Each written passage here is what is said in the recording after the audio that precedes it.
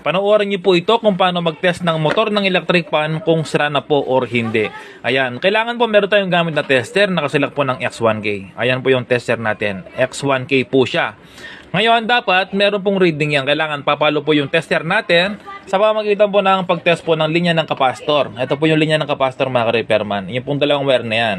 At nilagyan ko na rin po siya ng balat, bakbak yung wire para doon po tayo kukuha ng test. Ayan, no? So, yun po. Nilapit ko na po yung video para mas madali nyo pong makita. Ay. So, hindi pala pwede. Ayan, ganyan lang po talaga. Ayan. Mga ka-repairman, kita po ba yung yung tester, yung video? Ayan, no? So, hindi pala kayo pwedeng makasagot. Hindi po tayo naka-live. Ayan. So, yun mga ka-repairman, ganito lang po. Kailangan may reading po yung tester natin.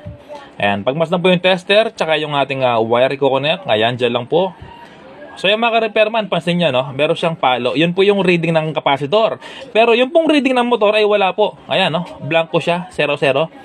So yan po, ibig sabihin, kapag ganyan po ang inyong electric fan, kapag po ganyan ang test ninyo, ibig sabihin po, sira po yung motor.